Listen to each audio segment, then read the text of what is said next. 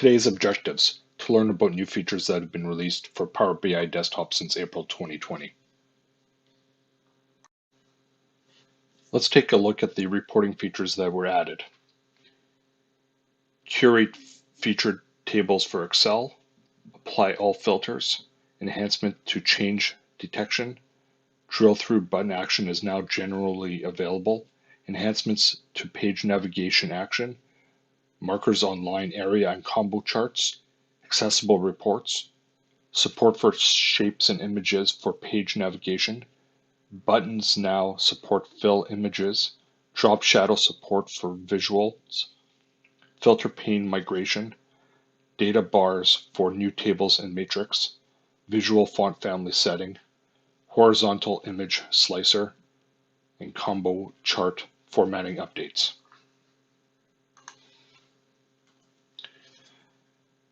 Some of the other reporting features added were Bing map improvements, map themes, improvement to geo hierarchy experience, gradient legend, ability to further customize slicer header text, and relative time filter is now generally available.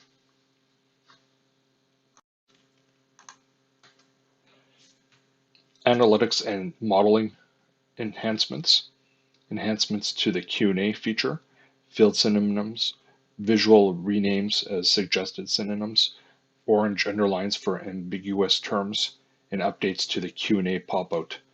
The decomposition tree is now generally available. Modeling enhancements, support for Excel financial functions, list separator and decimal symbol will now default to the standard DAX separators, and added column from examples enhancements.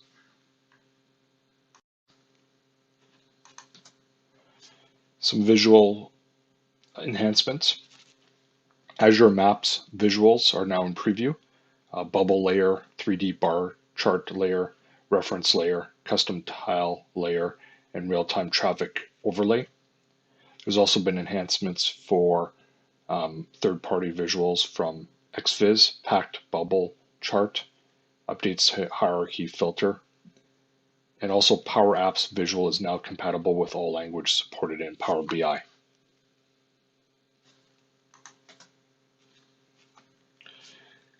Data preparation features, so direct query on data flows.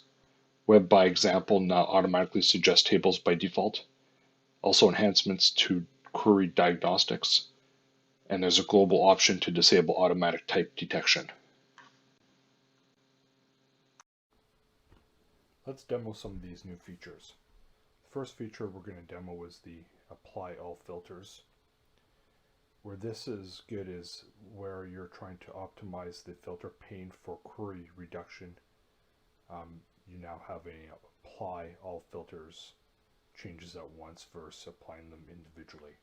So to set this up, you would go to File, Options and Settings, go to Options, and then under Query Reduction, you would select the Add a Single Apply button to filter pane to apply changes at once. And this is in preview mode at the moment. The next filter we want to look at, or the next feature we want to look at is the drill through features.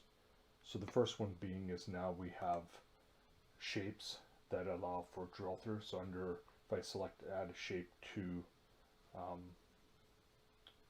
a page and then go to actions, I can now set page navigation for drill through, and I can define which page I want to drill through, and I can also conditionally set obviously it based on another field if I'd like. So now when I hit control and click on a field, this will bring me to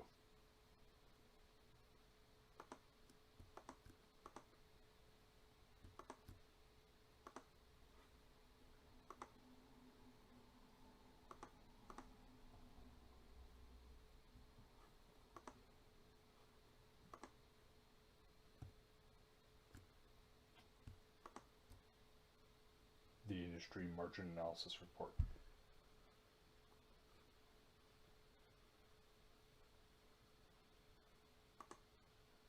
Another feature added was the drop shadow. So if I have a card here as an example, and I select the formatting page or pane, and then go to shadow, I can now turn this on, and I've changed the color. I can change where I want the shadow. You know, it can be top left, bottom right. And I can also conditionally format based on color. So, for example, if I want this to be blue, as you can see, drop shadow is now applied. So I can make my visuals more appealing. Another new feature is the modern experience with filters. So, for example, if I have a report here that has some filters applied to it, I can click on here, which will give me the nice new filter option. I also have the ability to lock certain filter sections. I can show and hide them. So I have a lot of ability. So I can also on this one here, I can click and do the same thing, apply filters. I can also sort filters. So for example, if I have multiple filters, so for example, if I had customer and product, and we'll do a bunch of customers.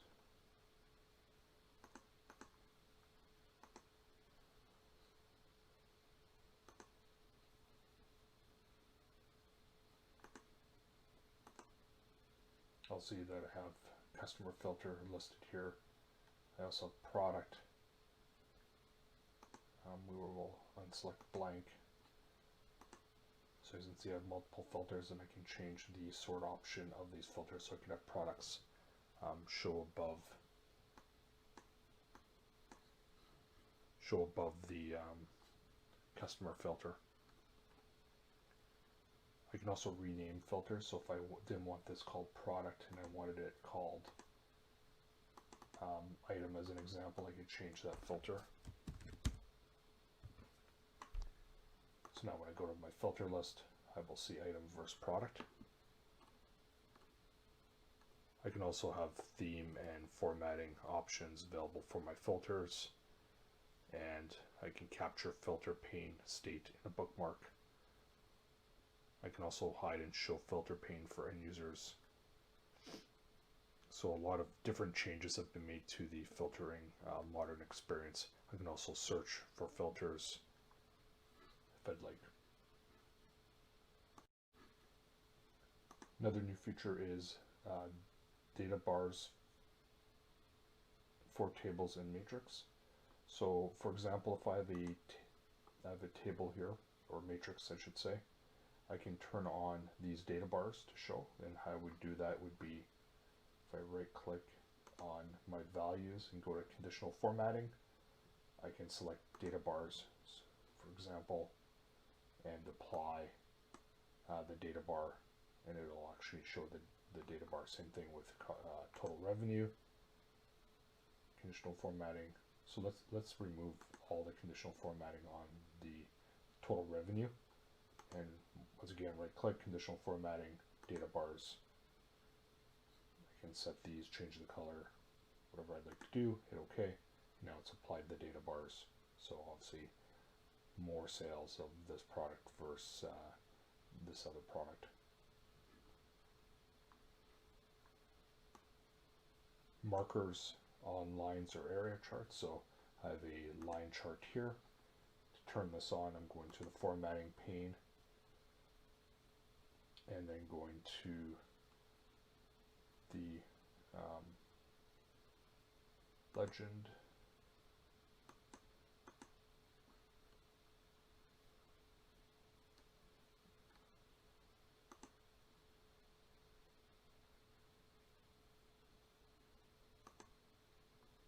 Sorry, it's under shapes, and then going to show marker. So if I turn that off, that's what a normal line chart shows.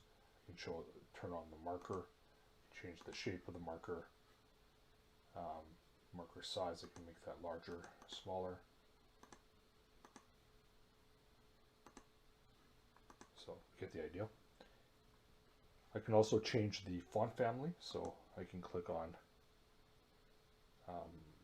font. So for example, I can change the font family on a slicer.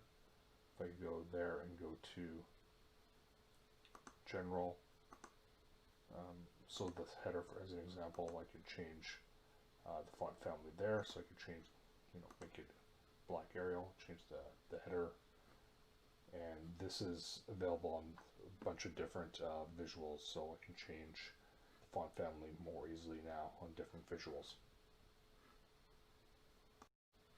Another new feature is horizontal image slicer. So as an example, I have a slicer here that I've converted to be horizontal under orientation, so from vertical to horizontal. Obviously this is not URLs of images, but I could have URLs of images and have those displayed in a horizontal slicer now. There's been also some improvement to big maps. So as you can see, this layout, so if I go to the formatting tab of this big map,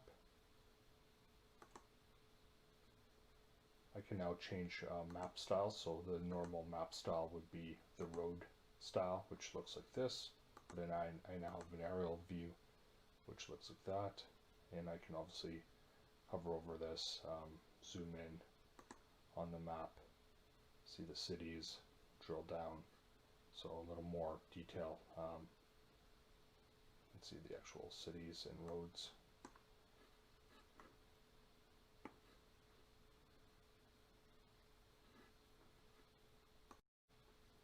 Another feature is the gradient legend. So what that looks like is finished product will look like this with the legend at the top. To set this up, what you would do is create a bar chart, as I've done here. I'm now going to go to the formatting pane, and I would select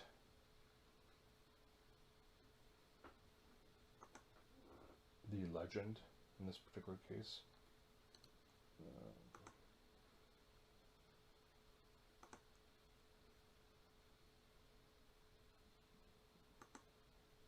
So here's the gradient that I have set up.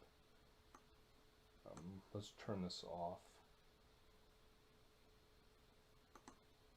So this is what the normal bar chart would look like. I'm now going to click on the conditional formatting, apply these conditional gradients. So once again, I can change the color scale based on a rule. I can change the color, so I can go from purple to a darker teal here as an example. Hit OK.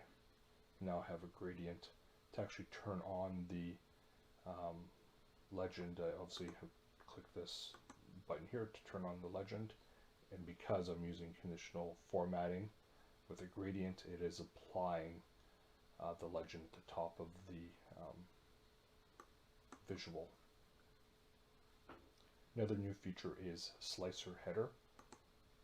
So what that looks like is, and this is a good use case of this would be where I have a hierarchical slicer. So an example here is I've built this slicer where I have region and state as two values where I can drill down. So under a certain region, I have these particular states, as you can see here.